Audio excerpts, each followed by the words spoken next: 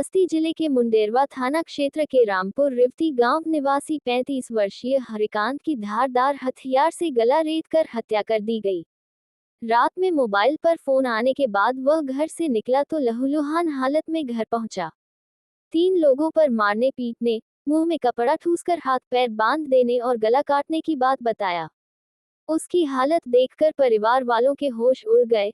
आनन फायान में उसे लेकर अस्पताल पहुंचे, जहां इलाज के दौरान उसकी मौत हो गई। वह गांव में फेरी लगाकर सामान बेचने का काम करता था। परिजनों के अनुसार रात में खाना खाने के बाद वह घर के बाहर तख्त पर सो रहा था। किसी का फोन आने पर बात करते हुए वह घर से बाहर निकल गया।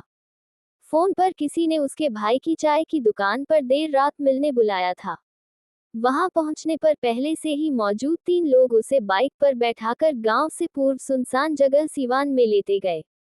उसका हाथ पैर बांधकर मारा पीटा, गला रेतकर मरणासन समझकर वहां से फरार हो गए।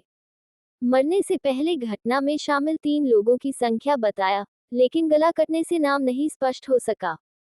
मुंडेरवा पुलिस अधिकारी घटनास्थल पर पहुंचे और जांच पड़ताल की। घटनास्थल से चाकू, रस्सी व कुछ अन्य सामान पुलिस द्वारा बरामद किया गया है। वह 3 भाइयों में सबसे बड़ा था।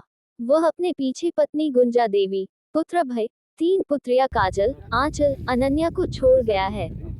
सीओ रुधौली ने बताया कि मामले की जांच की जा रही है। मृतक के परिजन की तहरीर पर मुकदमा दर्ज किया गया है।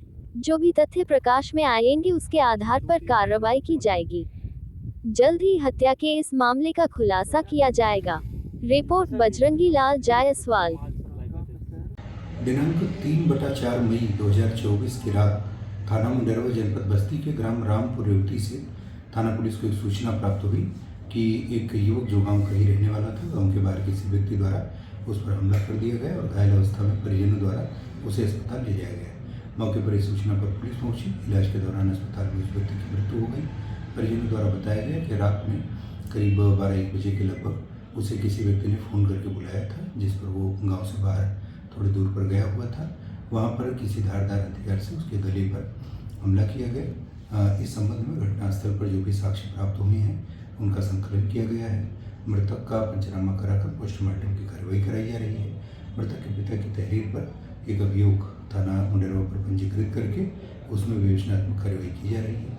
इस संबंध में जो भी साक्ष्य प्राप्त होते हैं, जो भी नाम प्रकाश में आते हैं, उसके आधार पर